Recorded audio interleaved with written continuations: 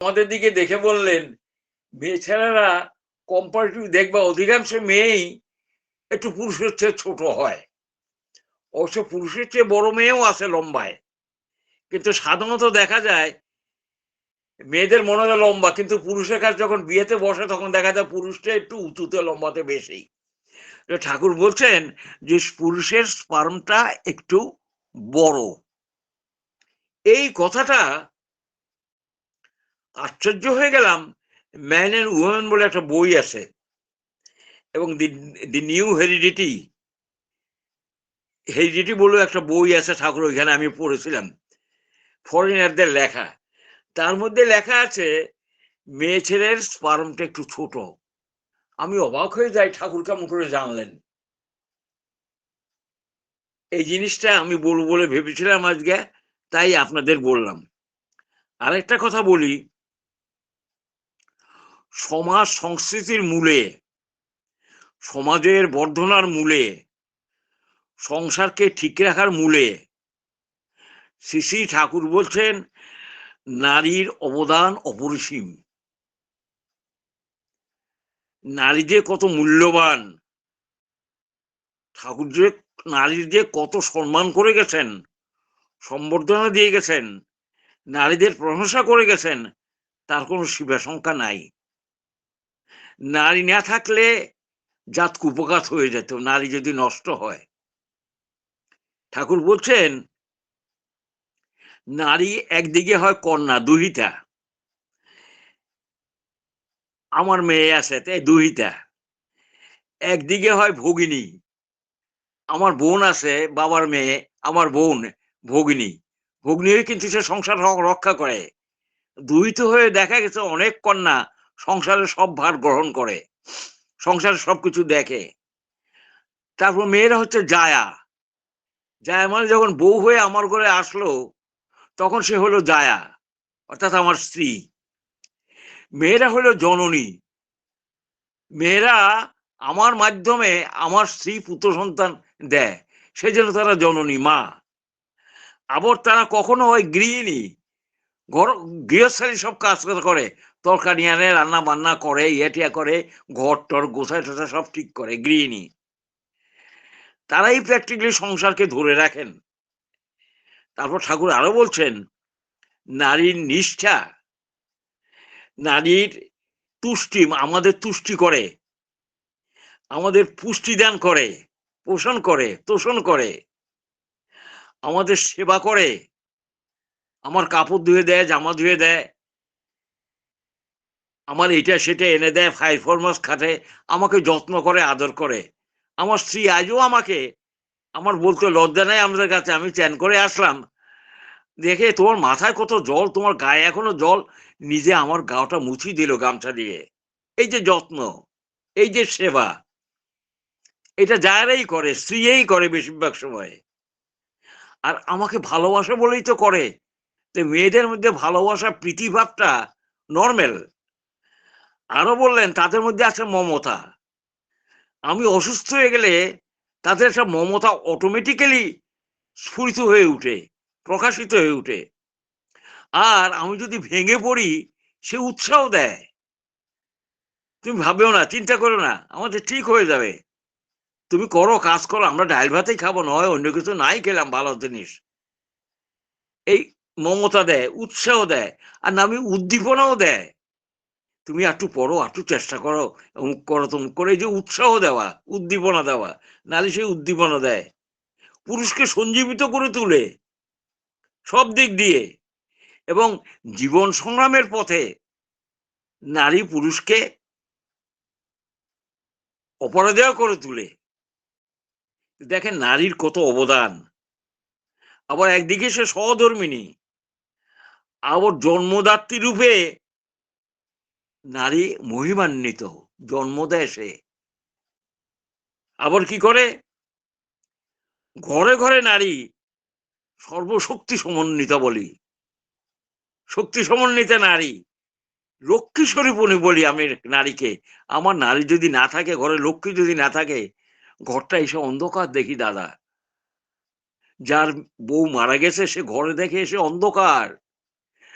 সে তার বুকটা খালি হয়ে যায়, সে অপরিপূর্ণ।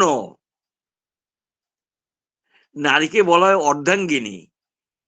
কেন বলা হয় অর্ধাঙ্গিনী? বলার অর্থ, পুরুষ নিজকে নিজে মেনটেন করতে পারে না সম্পূর্ণরূপে।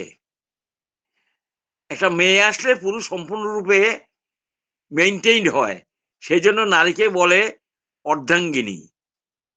পুরুষকে সে মেনটেন করতে পারে, আর পুরুষও তেমনি নারীকে মেনটেন করতে পারে। এই জন্য পুরুষও অর্ধেক, নারীও অর্ধেক, এই মিলে হলো পূর্ণাঙ্গ। নারী পুরুষ মিলে হয় পূর্ণাঙ্গ, নতুবা অর্ধাঙ্গিনী হয়ে যায় নারী। কেননা পুরুষ নিজকে মেনটেন করতে পারে না ফুললি, নারী যখন আসে সে ফুললি মেনটেইনড হয় by himself and by her wife. সেই জন্য এই নারীকে একদিক দিয়ে অর্ধাঙ্গিনী বলা হয়, পুরুষকেও অর্ধাঙ্গ বলা হয়, দুইটা মিলে হয় পূর্ণ। সেই জন্য আমরা বিয়েতে বলি, আমার হৃদয়ে তোমার হোক, তোমার হৃদয়ে আমার হোক। আর বিয়েতে আমরা মাল্যদান করি। ঠাকুর বলেন মাল্যদান করা হচ্ছে বৃত্তি বিনিময়। আমার বৃত্তি তোমাতে সার্থক হোক, তোমার বৃত্তি আমাতে সার্থক হোক। আমরা সিঁদুর ফোঁটা দেই নারীকে। কেন? সিঁদুর ফোঁটার সিমটমস হচ্ছে, লক্ষণই হচ্ছে, আমার স্বামী আছে, আমার প্রেমিক আছে, আমার ভালোবাসার জন আছে, আমার রক্ষা করার জন আছে, আমাকে দেখবার জন্য লোক আছে। সেই জন্য অর্ধাঙ্গিনীটা পূর্ণাঙ্গ হয় যখন বিয়ে হয়। তারপর দেখেন, নারী গৃহাঙ্গন ঠিক করে, শুচিশুদ্ধ থাকে, ঘরদোর পরিষ্কার রাখে, বিছানাপত্র ঠিক রাখে, সমস্ত কিছু সে করে। অন্ধকার লাগে, সে গৃহই তার বেশি ভালো লাগে, সে গৃহের মধ্যেই থাকতে ভালোবাসে। উড়নচণ্ডী হয়ে ঘুরে বেড়াতে এদের নারীর সংস্কার নয়, নারীর প্রকৃতি নয়। নারীর প্রকৃতি সদাচারে, গৃহপনাতে বিদ্যমান, এটা নর্মাল, ওদের প্রকৃতি। পুরুষ ছুটবে আদর্শের পিছনে, নারী পুরুষকে কেন্দ্র করে আদর্শকে অনুভব করবে, এটা ঠাকুর বলেন। আবার দেখেন, বিবাহ, বিবাহের মধ্যে একটা জিনিস আছে। বিবাহটা কেন আসলো বলেন তো? বিয়ে না করলে কি হয়? বিবাহের প্রয়োজন কেন?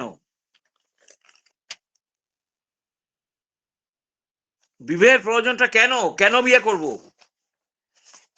এই সম্বন্ধে ঠাকুর বললেন, এই সম্বন্ধে ঠাকুর বলেন একটা দারুণ কথা। কি কথা?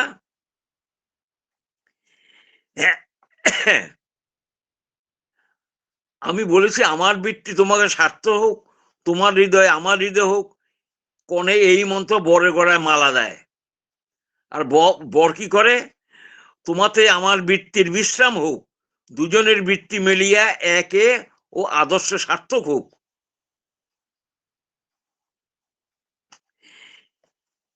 যে পালন করে, স্ত্রী তো মানে সই ধাতু, যে বেষ্টন করে চলে।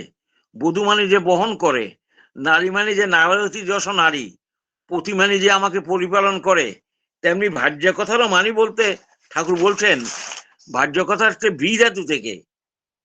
ভি ধাতু কেন? ভি ধাতুর মধ্যে জ্ঞান দাসের ডিকশনারি আছে ঠাকুরের ঘরে। পার্লারের ঘরে এত বড় একটা মোটা বই আছে, ডিকশনারি। ওই ডিকশনারিতে ঠাকুর ভীষণ ভালোবাসতেন ওই ডিকশনারিটাকে, জ্ঞান দাসের ডিকশনারি। আমরা অনেক উল্টাছি পাল্টাছি। ওই ডিকশনারিতে শব্দের না ধাতুগুলো লেখা আছে, এবং ধাতুর অর্থগুলি লেখা আছে। ভি ধাতুর অর্থের মধ্যে লেখা আছে ভরণ, পোষণ, পালন, রক্ষণ, সম্বর্ধনা ইত্যাদি বহু রকম শব্দ দেওয়া আছে। ভি ধাতু মানে জানি ভরণ করা, পোষণ করা, রক্ষা করা, সম্বর্ধনা করা। এই জন্য ভর্তার মধ্যে বা ভাজ্যার মধ্যে ভি ধাতু আছে। ভি ধাতু মানে এইসবগুলো রয়ে গেছে। নারীর এতগুলি কোয়ালিফিকেশন। আর বিবাহ কেন? একজন আরেকজনের সম্বর্ধিত হতে চায়। নারী সম্বর্ধিত করে সুখী, আর পুরুষ সম্বর্ধনা পেয়ে সুখী। আমাকে তুমি ইলেট করো, এটা নারীর ধর্ম। সম্বর্ধনা চাচ্ছে পুরুষ, পুরুষ সম্বর্ধনা চাচ্ছে আর নারী সেইটা পুরুষকে দান করে, সম্বর্ধনা যাকে বলে। আর এই সম্বর্ধনাই পুরুষ পেয়ে সুখী, আর পুরুষের সম্বর্ধনা নারীকে দিয়ে নারীও সুখী হয়। সেই জন্য উভয়ই তৃপ্তি লাভ করে এই সম্বর্ধনার মাধ্যমে। তারপর দেখেন নারী সম্বন্ধে অনেক কথা ঠাকুর বলছেন না। স্ত্রী পুরুষের সর্বতভাবে মেইন স্ত্রী, ঠাকুর বলছেন স্ত্রী পুরুষকে সর্বতভাবে মেনটেন করতে পারে, পুরুষ নিজকে মেনটেন করতে পারে না। নারীও তেমনি নিজকে মেনটেন করতে পারে না, নারীও পারে না নিজকে মেনটেন করতে, স্ত্রীও নিজকে মেনটেন করতে পারে না। এই মেনটেন স্ত্রী পুরুষকে করে আর পুরুষ আবার নারীকে করে, উভয়ই দরকার। কেউ কিন্তু ছোট না বড় না, এখানে ছোট বড় কোনো প্রশ্ন নাই, মেনটেনের প্রশ্ন। আমি আমার স্ত্রীকে মেনটেন করি, স্ত্রীও আমাকে মেনটেন করে। আমি ফুললি কিন্তু আমার স্ত্রীকে মেনটেন করতে পারি না। স্ত্রী যদি না থাকে, একটা পুরুষ ঠিক ঠিক মতো নিজকে মেনটেন করতে পারে না। সে সম্বর্ধিত হতে চায়, সে সম্বর্ধনা চায়, সে মেইনটেইনড হতে চায়। ঠাকুর বলছেন, আবার ঠাকুর বলছেন অর্ধাঙ্গিনীর কথা আমি একটু আগে আমাদের বললাম। অর্ধাঙ্গিনী কাকে বলে?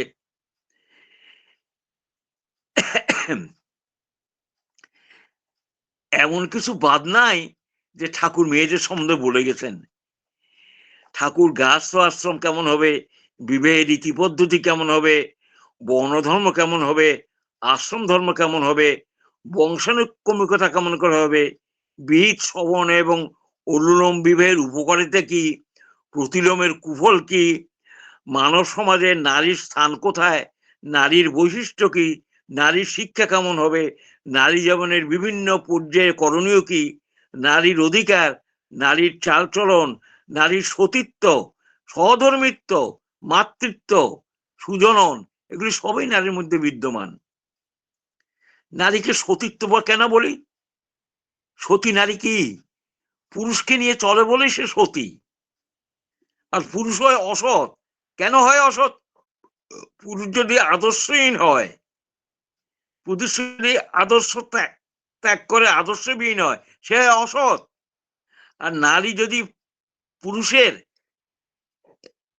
সাথে যুক্ত হয়ে পুরুষার্থী হয়ে ওঠে, তবে সে সতী। সতী হয় মনোবাদিনী, সতী হয় স্বামীর পরিপূরণী, স্বামীর মনজ্ঞ মনোবাদিনী পরিপূরণী। আবার সতী আবার করে কি, স্বামীকে ইষ্টের দিকে গুরুর দিকেও ঠেলে দেয়। অনেক সময় দেখা যায় একটা সতী নারী একটা নিকৃষ্ট বরের কাছে গেছে, অবশ্য একই বর্ণের, সে অত ইয়া নয়, কিন্তু সেই নিকৃষ্ট বর কে সে নিজকে নিজে নিবেদন করে, ভালোবাসে, পরিপূরণ করে, আদর্শ করে। দেখা গেল তার মধ্যে একটা জিনিয়াস এসে উপস্থিত, প্রতিভাবান ব্যক্তি এসে উপস্থিত। আবার অনেক প্রতিভাবান ব্যক্তির ঘরে অপকণ্ড জন্মে। কেন জন্মে? অপকণ্ড জন্মে এই জন্য, সেই নারী পুরুষকে, সেই জিনিয়াসকে ইনভাইট করতে পারে না, আমন্ত্রণ করতে পারে না, ঘৃণা করে, হিংসা করে, ক্রোধ করে।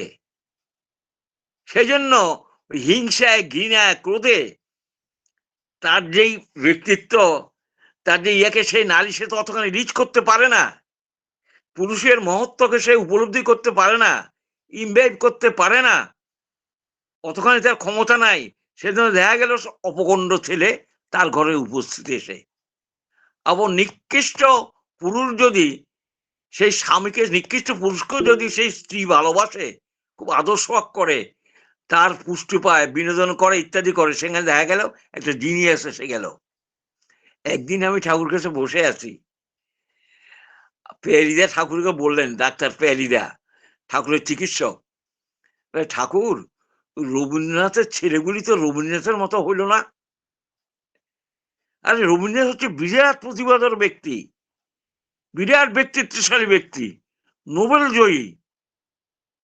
তার লেখা গীতাঞ্জলি ইত্যাদি বইটিগুলি পড়লে বোঝা যায় তিনি কত বড় কবি, কত বড় নাটক লেখক, কত বড় তার হৃদয়। এখন তাকে ইমবাইব করা সহজ কথা নয়। তা ঠাকুর বললেন, ওই পেয়ারিয়াকে বললেন, পেয়ারি যখন প্রশ্ন করলেন রবীন্দ্রনাথের চেয়ে তো বড় হইল না, রবীন্দ্রনাথের মতো তো হইল না।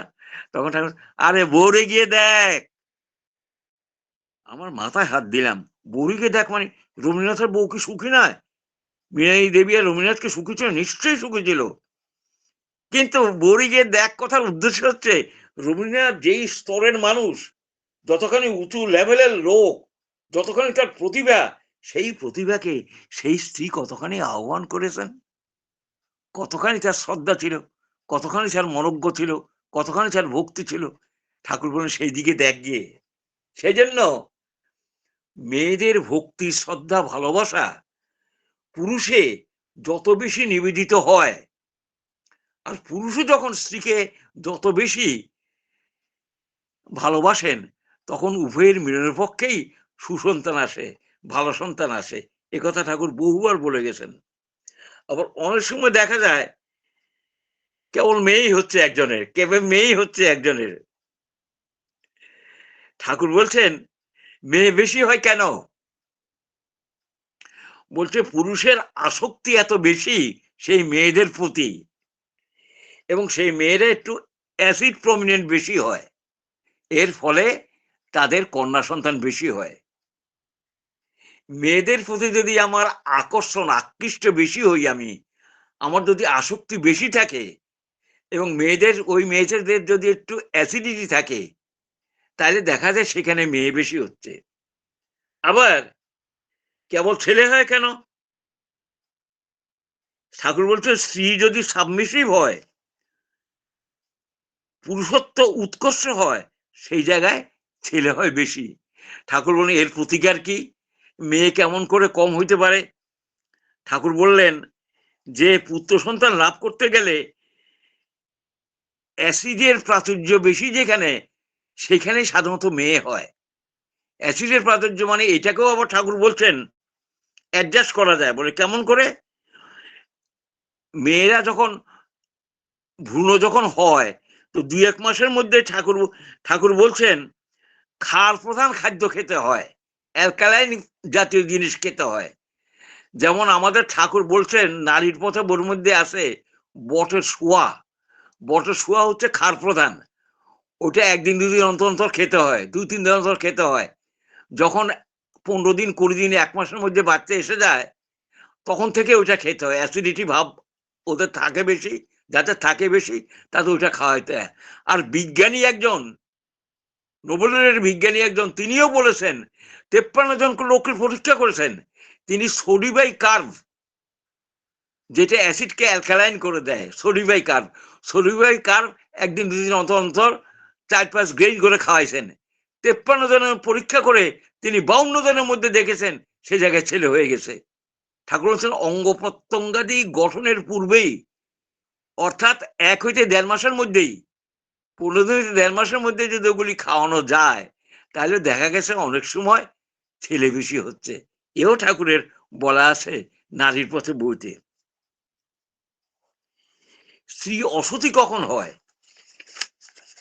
অসতী হয় কখন? ঠাকুর বললেন স্ত্রীর মুখ্য কেন্দ্র স্বামী বা পুরুষ, তা হতে বিচ্যুত হলেই সে অসতী হয়। অসতী এমনি হয় না, মুখ্য কেন্দ্র স্বামী, তার থেকে বিচ্যুত হয়ে গেলাম, যে কোনো কারণেই হোক, ঝগড়াঝাটি হোক, হিংসা হোক, মারামারি হোক, এ হোক, বিচ্যুত হয়ে গেলে সে অসতী হয়ে যায়। সেই জন্য নারী নষ্টে জাত কুপকাত হয়ে যায়। পুরুষ নষ্টে জাত যায় না, নারী নষ্টে জাত কুপকাত হয়ে যায়। কেন? তো সন্তান দেয়, তো এই সন্তানরাই তো দেশের ভবিষ্যৎ।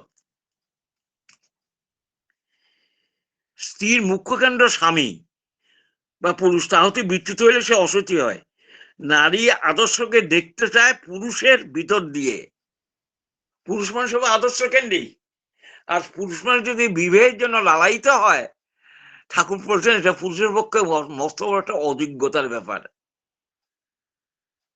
মানে কোনো কিছু তিনি বাদ দেননি দাদা। এত মেয়েদের সম্বন্ধে এত ঠাকুরের কথা, এত সম্মান, এত সম্বর্ধনা রামকৃষ্ণদেবও এটা আমাদের দেখিয়ে গেছেন। নিজে সারদা মাকে পূজা করতেন, পূজা করতেন মানে সম্বোধনা করতেন, সম্মান করতেন। সেই সময় রামকৃষ্ণদেব যখন আসছিলেন তখন নারীর কোনো মূল্য ছিল না,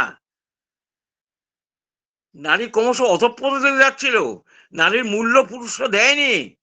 সেই জন্য রামকৃষ্ণদেব স্বয়ং নারীকে সম্বর্ধনা করেছেন, পূজা করেছেন, আমাদের দেখিয়ে দিয়ে গেলেন, এক্সাম্পল উদাহরণ সেট করে গেলেন যে তোমরা নারীকে পূজা করো, নারীকে সম্মান করো, নারীকে শ্রদ্ধা করো। এইটা উনি আমাদের বলে গেছেন। তাই আমরা দেখতে পাচ্ছি একটা বই আছে, তার আমাদের পঞ্চানন সরকারদার লেখা। তার কনজুগেট কিন্তু হ্যাপি ছিল না। পঞ্চানন সরকারদার কাছে আমি জ্যামিতি পড়েছিলাম।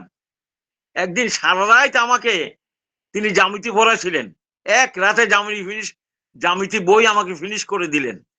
তার একটা ঘর ছিল তাঁবুর মতো বড় রঙের মধ্যে, ওখানে শুয়ে থাকতেন, আমি রাত্রিবেলায় গিয়ে পড়তাম। সারা রাত একদিন পড়েছিলাম, আমার মনে আছে। পঞ্চানন মাস্টার মশাইয়ের মতো একজন মাস্টার আর দুনিয়াতে নাই বললে আমি বলবো। তিনি আবার ঠাকুরের স্ত্রীকে অর্থাৎ সর্বমঙ্গলা দেবীকেও পড়াছিলেন। সেই পঞ্চানন সরকার মাস্টার মশাই লেখা এম এ পাস তিনি, যে নারীর পথে বইটা তিনি এত সমস্ত প্রশ্ন করেছেন, এত জটিল জটিল প্রশ্ন করেছেন। আর শ্রী ঠাকুর অনুকূলচন্দ্র ওইসব প্রশ্নের এমন সমস্ত বৈজ্ঞানিক ব্যাখ্যা দিয়ে, বৈজ্ঞানিক ভাবে যুক্তি দিয়ে, বিচার করে, উদাহরণ দিয়ে এমন পরিষ্কার করে দিয়েছেন যে নারীর পথে বইটা সমস্ত পৃথিবীর লোকের পক্ষে একটা পরম সম্পদ। মূর্খ আমরা, বোকা আমরা। এই জন্য বলছি আমরা এইসব বইগুলো বিভিন্ন ভাষায় পাবলিশ করে মানুষের কাছে ছড়িয়ে দিতে পারি নাই। আর নারীর পথে বইখানে যদি হিন্দি, বাংলা, ইংরেজি, ফার্সি, উর্দু সমস্ত ভাষায় পাবলিশ করে দেয়, বিভিন্ন জায়গায় যদি এটা বিক্রি করে, বিভিন্ন জায়গায় যদি এসব বিক্রি করে অল্প অল্প দামে, কয়দিন লাগে দেশটাকে ফিরেতে? একজন দাদা বলছিলেন ঈশ্বর প্রসঙ্গে বইটা ছাপিয়ে মুসলমানদের মধ্যে ঘরে ঘরে প্রচার করো, বিস্তার করো, হাওয়া বদলে যাবে দেশের। কিছুই করিনি আমরা দাদারা। আপনারা অল ইন্ডিয়া সৈনিক সংঘ থেকে সৎসঙ্গ করছেন। অল ইন্ডিয়া সৈনিক সংঘ শুধু আমি বলছি না, আমি বলছি সমস্ত ভারতের সৎসঙ্গী দাদাদের এবং মায়েদের আমরা কতখানি কনভিকশন নিয়ে, কতখানি দৃঢ়তা নিয়ে, কতখানি শক্তি নিয়ে ইষ্টের পথে অগ্রসর হয়েছি, ইষ্টকে পরিপূর্ণ করার চেষ্টা করেছি, ইষ্টকে মানুষের মধ্যে প্রচার করার জন্য চেষ্টা করেছি। আমার পরম দয়াল দুঃখে কেঁদে গেলেন, চোখের জল ফেলে গেলেন, নিজের গালে নিজে চর খেলেন কতবার। বলছেন আমি কেন বিশ্বভুবনময় হয়ে উঠলাম না, আমি বিশ্ব স্রষ্টা, আমি বিশ্বভুবনময় হয়ে ছড়িয়ে কেন পড়লাম না। তোমরা আমার কথা বলো, তারস্বরে বলো, ঘোষণা করো আমার কথা। পেরেছি আমরা, করেছি আমরা। আমাদের সে কনভিকশন, বিশ্বাস। হয়তো আমাকে পাগল বলবে, হয়তো ঠাকুরের কাছে একদিন বলেছিলেন, আপনার কথা একজনে বলেছিলেন আপনার কথা কেউ শুনতে চায় না, আপনার দীক্ষা নিতে চায় না। ঠাকুর তখন বলছেন তোমরা আমার কথা মানুষের কাছে তালি খাওয়ার মতো বলো, তোমাদের ভিতরে সেই কনভিকশন নাই, সেই সত্যতা নাই, সেই যথার্থতা নাই, সেই রিজন নাই, সেই যুক্তিযুক্ততা নাই, সেই দৃঢ় প্রত্যয় নাই। আর যদি তোমাদের মধ্যে দৃঢ় প্রত্যয় থাকতো, আমি সারা পৃথিবীময় হয়ে উঠতাম। আমার দুঃখ, আমার কথাগুলি তোমরা শৈথিল্যের সহিত অবমাননা করেছ।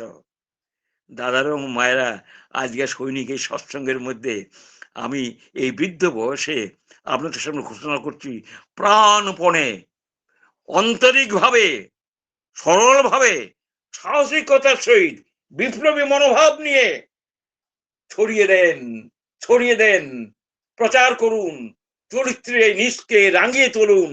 তার এই ভাবে, তার এই আদেশে, তার এই ইচ্ছানুসারে পরম পিতার সিংহাসন আমাদের জন্য অপেক্ষা করছে, আমাদের ডাকছে, ওরে ডাকছে ওই পরম দয়াল, ডাকছে তোরে, ডাকছেন তোরে। তার কথা প্রচার করব। যা প্রচার করতে চলেছেন সংঘাচার্য, যা করছেন এখন, চেষ্টা করছেন তার মতো করে, কিন্তু আরো আরো বেশি করে আমরা উদ্দীপনা হয়ে সারা ভারত, সারা বাংলা, সারা পৃথিবীময় হয়ে উঠতে পারেন। ঠাকুরের কাছে একদিন এসে জিজ্ঞাসা করছিলেন, আমি বুঝলাম আপনার দীক্ষা এখন আমার নেওয়া দরকার। ঠাকুর তাকে বলছেন, তুই কেন, সারা পৃথিবীর লোকের এই দীক্ষা নেওয়া দরকার। কজনকে আমরা পেরেছি এই হিসাবে? চরিত্র কত রঙিন করেছি। কিরকম আমরা কি তার রঙে রঙিল হয়েছি? রঙিল কি আমি করেছি ইষ্ট রঙে রঙিল? পরম পিতার কাছে প্রার্থনা করি দাদারা, অযোধ্যা সমেত যারা আছেন আপনারা এখানে শুনছেন, আমরা রঙিন হয়ে উঠবো তার রঙে। তার চরিত্রের মাধুর্য আমাদের মধ্যে বিস্তৃত লাভ করুক। আমরা আরো আরো যজন যাজন স্বস্ত ইষ্টভীতি থানকুনি পাওয়া শব্দন করা, মানুষের মধ্যে প্রচার করা, মানুষের মধ্যে কনভিন্স করা আদর্শের কথা, শিখে ভালোবাসা, আয় রোজগার করা, সংসার সুন্দর করা, পারিপার্শ্বিককে ভালোবাসা। যা ঠাকুর বলেন, ইষ্ট অহং পারিপার্শ্বিক, ইষ্ট এবং অহং তারপরে পারিপার্শ্বিক, সকলকে নিয়ে আমাদের চলা কর্তব্য। পরম পিতার কাছে প্রার্থনা করি আমরা সেই মন্ত্রে দীক্ষিত, আমরা সেই মন্ত্রে অনুপ্রাণিত। পরম দয়াল আমার ঠাকুর আমার, আপনার কি প্রার্থনা করি, আপনার ইন্সপিরেশন প্রেরণা প্রার্থনা করি। আমি আপনার, আমি আপনার, আমি আপনার, আপনি আমার, আপনি আমার, আপনি আমার। আপনাকে প্রচার করব, আপনাকে ভালোবাসবো, আপনাকে নিয়ে দুনিয়াময় ব্যক্ত হয়ে উঠবো। জয় গুরু রাধাস্বামী রাধাস্বামী। এই বলেই আজকের কথা শেষ করলাম। জয় গুরু।